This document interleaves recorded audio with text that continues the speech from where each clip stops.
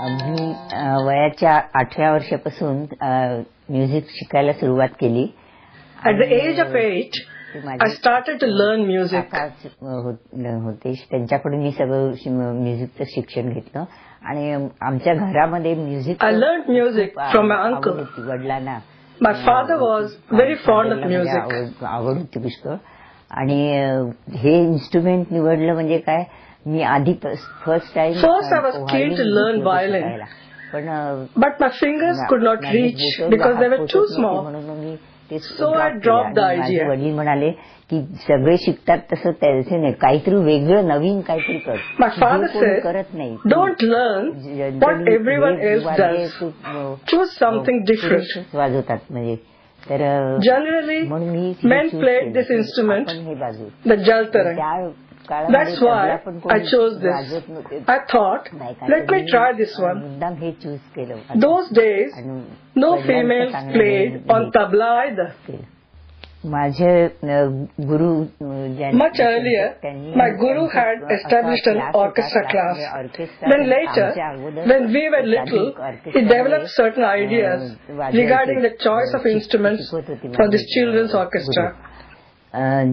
जलतरंग म्हणजे वाजवायला सुरुवात केली. I was 20 years old in 1950, newly married, and I started playing jaltarang on All India Radio.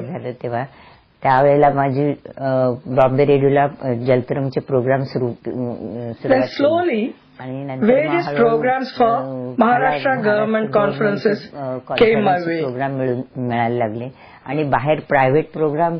Then there were private programs for Ganesh festival each year. बॉम्बेला पण orchestra आमचा होता. माझे husband I took part in various orchestras. Violin, My husband on harmonium and my sister playing on the violin. त्यातलेच काही मुंबईला आले तर We also incorporated the Baroda group coming down to Bombay. Program आमचे व्हायचे पुष्कळ ठिकाणी. आणि नंतर मग माझे private program jaltarang. In 1950, for the Assam Relief Fund, Anil Biswas had arranged a music program with many famous artists and musicians Lata Mangeshkar, like Lata Mangeshkar and Bhimsen Joshi. I was part of this. हे bowl माझ्या गुरूंनीच म्हणजे मला दिलं होतं. My guru himself gave me this bowl. म्हणजे bowl. आणि हे bowl मध्ये म्हणजे सगळे ट्यून ते पण. In these bowls, one has to add water and tune them. स्वर लावायला लागतात, ट्यून करावं लागतात. म्हणजे सा रे ग म प ध नि सा. Sa re ga ma pa dha ni sa. Without tuning, you won't get the right notes. त्याचा टिपिकल आवाज म्हणजे साऊंड. काही बाउल असतं ते आवाज चांगला येत नाही. One has to choose the right bowl. One should get the right sound. One can't just buy these bowls just anywhere outside. बाहेरून मिळत नाही विकत.